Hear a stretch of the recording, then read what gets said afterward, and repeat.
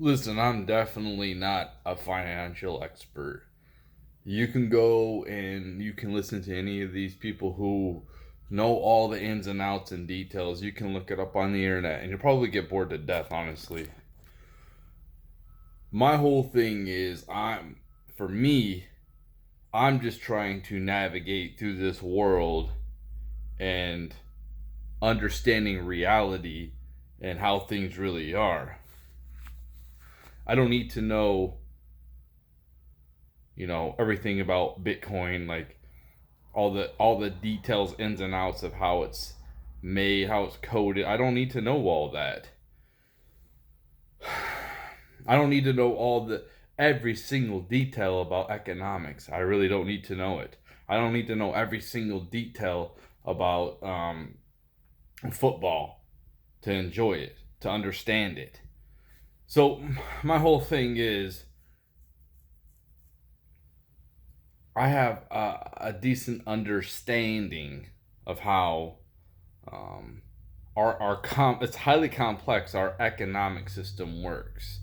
You can definitely, like I said, go and you can find people that can get way more in depth with things than I can. I don't have the attention span for that, and I get highly bored listening to all that. And this is what I will say about them printing out tons of money. All right. So when I was a kid, I really liked football cards. I started collecting a mass amount of football cards. Every single dollar I would get, I would go to the store and buy packs of cards. I liked football cards. I liked baseball cards. I liked basketball cards. I liked them all, but football cards were my favorite. So I always did this anytime, any money I got, and then I would sit here and I would rearrange them and always play with them and stuff like that. And I thought back then, and this is how people could understand how the money situation is now. I didn't understand how they were mass printing out all these cards. I thought, oh, I got these cards and they're gonna be so valuable. And I was looking at the Beckett and like, man, I'm gonna hold on to these for like 50 years and they're gonna be so valuable. Well, I didn't understand supply and demand back then. I didn't understand that they're printing out so much of these cards that it makes it less valuable.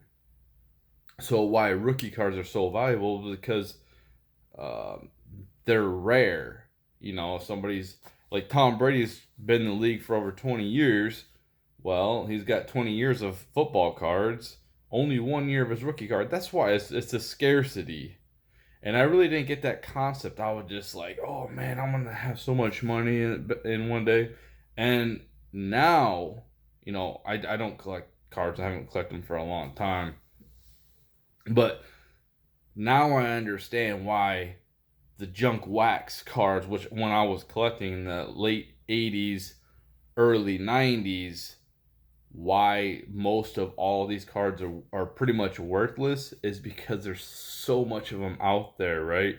And this is how you can look at our fiat currency is why is it being less and less valuable? Why is commodities like milk or gas, why will you see these prices go up? Well, because they put so much of this paper out there, or this digital f- currency that's not backed by anything but confidence.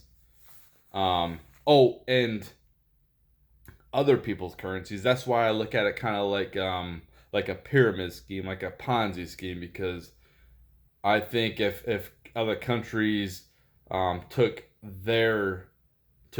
their currency from backing our currency, maybe they invested in Bitcoin or Ethereum or um, gold or silver, like they actually or oil bullets. I don't know. They just back their currency with some like commodity or something like that. Something valuable. People say that Bitcoin is not valuable, but I think that there's a lot of value to it. Just Anyway, you can look into it all yourself. Anyway, so I think that our dollar would be extremely exposed. I think if these countries smartened up and stopped actually being our slaves and understanding. I don't. Maybe they just don't get it. Now they got more intelligent people than me that are like advising them, and I don't know. But the more you print, the more you put out there, the less valuable it is, the less buying power, and that's why I don't. They say inflation is 2 to 3% a year, and you put your money in the bank. You put $100 in. You keep it in there for a year, and it's worth uh, $97, and they might give you a couple pennies for interest because they loaned your money out. And then the more money you have in there, the more money you'll lose. You know what I mean? So the whole banking system, it's all set up. It's all a lie. It's set up for us to fail. What these rich people do is they invest in assets that pay them out. They invest in stocks that give them dividends. So they get paid every quarter for owning the stock. It's not like they get paid a lot. They might only get paid 2% of what the stock is worth or whatever. But when they own 100,000 of the stock, it adds up big time. And this is how they do it. And they get out of this truck again. Really? Anyway, so they a lot of them get out of having to pay taxes, and people like me or people in my position, actual people who produce in this country or in different countries, we're the ones having to pay the taxes, and because they find loopholes, right? Or it's like from what I hear, you can leverage your assets, you can borrow against your assets, and you're not having to pay taxes on that. As soon as you sell whatever asset you have to pay capital gains on that. A capital gains tax. There's so many different taxes that our government puts on us, and it really keeps the poor man down. And like I said, with inflation, um, especially when we go through like a hyperinflation, people are saying, "Oh, we're going to go through the inflationary period coming up, or we're going to go to hyperinflation. We're going to go some kind of inflation coming up, whether it's in some kind of an individual sector where it's like the energy goes up huge, or food prices go up huge, or whatever. People are gonna have to allocate their money more towards those products that sustain their life instead of luxury products. Um, that's why I think that's probably more likely to happen, and people see inflation in there. Um, so with inflation, it can be good to wipe out debts in the long term, but if you're paying a high interest on your debt, it doesn't wipe anything out. Um, the government only, what is it, basically 0% interest that they're paying us. It's not like if you have a credit card, you're paying 13% interest. No, they don't have to pay that. I guarantee if the government we would go bankrupt if the government had to pay 13% interest on every dollar being printed. And that comes on us, the taxpayers, the people who actually produce. And then you just have a lot of people leeching off of us. I mean, that's where it comes down to. The working class is the one who pretty much buys up all the goods. We're the ones that keep this backbone. We're the backbone. We keep this place going. We're the ones that fight the wars. We're the ones that do all the hard work. And then at the end of the day, we're the ones that get shafted. And we continue to get shafted. And we continue to be oppressed. And have our jobs shipped overseas, or have people, they open up our borders and let people come in here illegally, and then what that does is make us it makes us have more competition for less wages. That's what that does. So there's a lot of there's a lot of shitty things going on. And if you look at the dollar, you got the pyramid on the back, right? That's what I'm saying. It's a pyramid scheme. It's like a Ponzi scheme to me. And you got the all-seeing eye, the one that's in charge of everyone, all the blocks, like Pink Floyd. You're just another brick in the wall. You know that it's this stuff is for real, and that's it. It's hard to get ahead. It's hard to get any type of wealth, any type of American dream, and that has stopped since the '60s. It's been going gradually down since the '60s, '70s. Every decade is getting even worse, and quality of life is going to go down. And the thing is that people put up with it. Um, it's like it's all about what is valuable to people.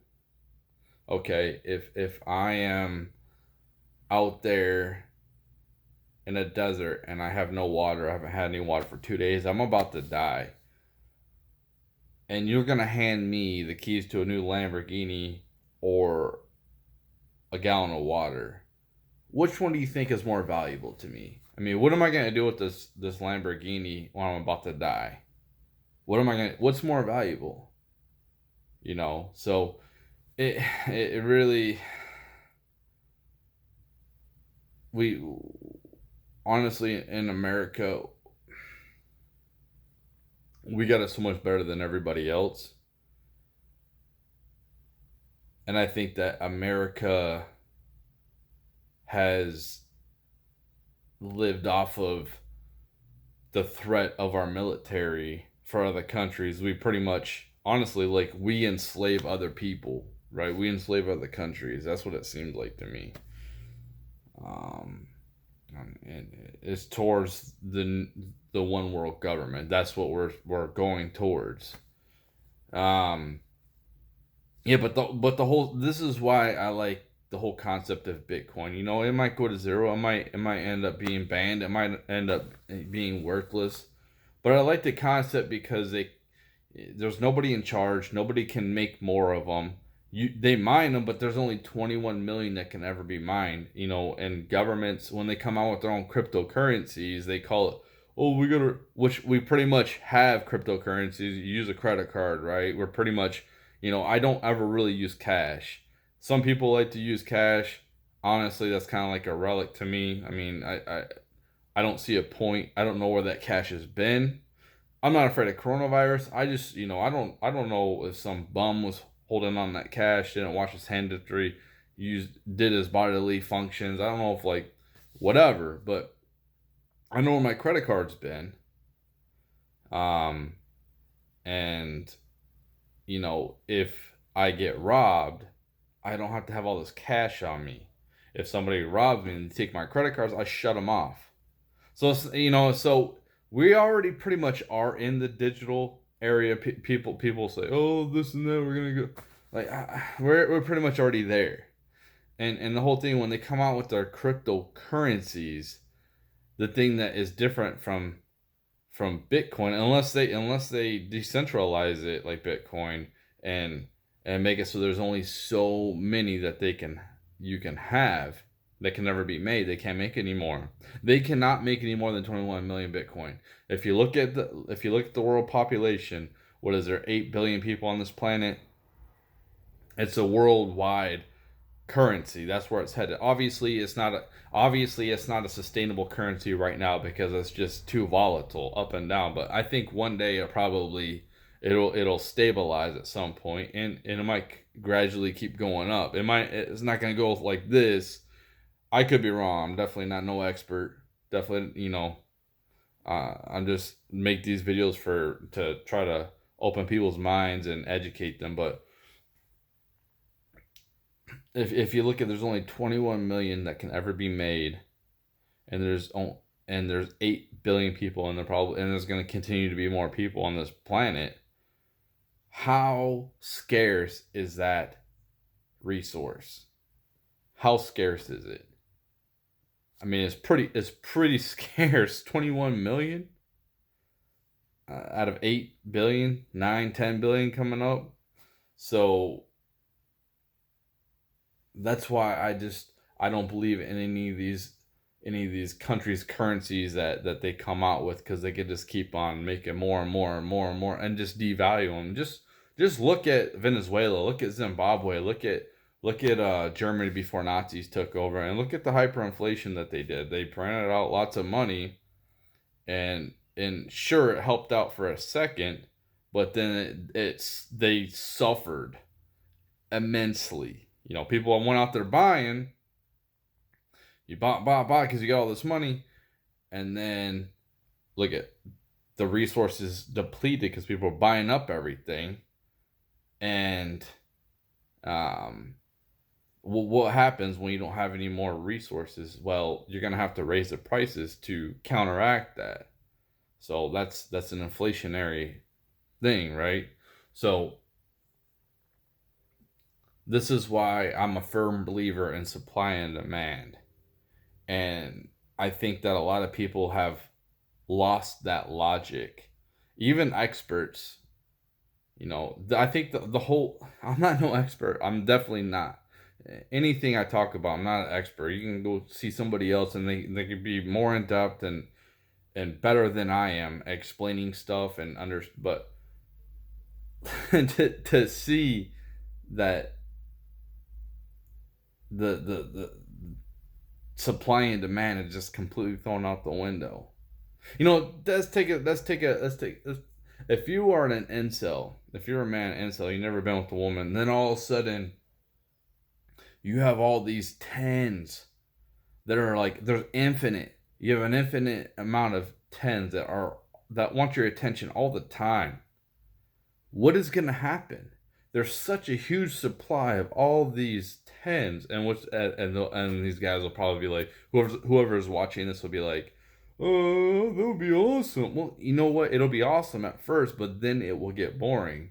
Just like for females, what happens if, you know, you had like all these studs are like 6'5", they're ripped, they're huge, they got tons of money, they got huge set. You know, what if you got a bunch of like Brad Pitts or whoever the famous star is right now, or stars? What if you had like instead of having all these like cretins try to talk to you, you know, you had all these high status alpha males, silverback, you know, macho, masculine, ultra masculine men, and you had an infinite supply, you would kind of get bored with that. So that's why I believe huge in supply and demand.